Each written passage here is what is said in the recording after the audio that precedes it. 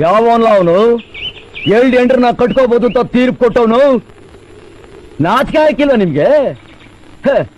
ಅದು ಎಲ್ಲಿಂದ ಆಗ್ಬೇಕು? 2 ಹೆಂಡ್ರನ್ನ ಕಟ್ಕೊಂಡವನು ಇಲ್ಲೇ ಇದ್ದಾನಲ್ಲ. ಬಾಬೈಲಿ, ನೀನು ಬೇರೆ ಯಾವನಾರ ಮದುವೆ ಮಾಡ್ಕೊಂಬಿಡು. 3 ದಿವಸ ಅಲ್ಲಿದ್ ಬಿಡು, 3 ದಿವಸ ಇಲ್ಲಿದ್ ಬಿಡು, 1 ದಿವಸ ರಜಾ ತಗೊಂಡ್ಬಿಡು. ಬುದ್ಧಿ ಸತ್ತು ಯಾಕಲ ಚುರ್ರ ಅಂತದ? ಮಗನೇ ನೀನ್ ಮಡಿಕೋಬಹುದು, ಅವಳು ಮಡಿಕೋಬಾರ್ದಾ? ಇದೇ ಬೇಟಪ್ಪ ಅವನ್ ಗಂಡ್ಸು. ಯಾವನ್ಲ ಗಂಡ್ಸು? ಕೈ ಹಿಡಿದವಳನ್ನ ಕಣ್ಣೀರ್ ಹಾಕಿಸ್ತೆ ಕೊನೆ ಗಂಟ ಸಂತೋಷವಾಗಿ ಮಡಿಕತಾನಲ್ಲ ಅವನ್ ಗಂಡ್ಸು.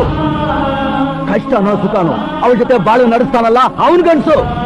ಒಂದ್ ವೇಳೆ ಹೆಂಡತಿ ಸತ್ತೋದ್ರೆ ಅವಳ ನೆನಪಿನಲ್ಲಿ ಕಾಲ ಕಳೀತಾನಲ್ಲ ಅವನು ನಿಜವಾದ ಗಂಡ್ಸು. ಅದು ಬಿಟ್ಟು ಹೆಂಡತಿ ಬದುಕಿರುವಾಗ್ಲೇ ಇನ್ನೊಬ್ಳನ್ನ ಮಡಿಕೊಳ್ಳೋಕೆ ಹೋಯ್ತಾನಲ್ಲ ಅವನ್ನ ಗಂಡ್ಸು ಅಂತ ಕರೆಯಕ್ಕಿಲ್ಲ. ಅವನ್ನ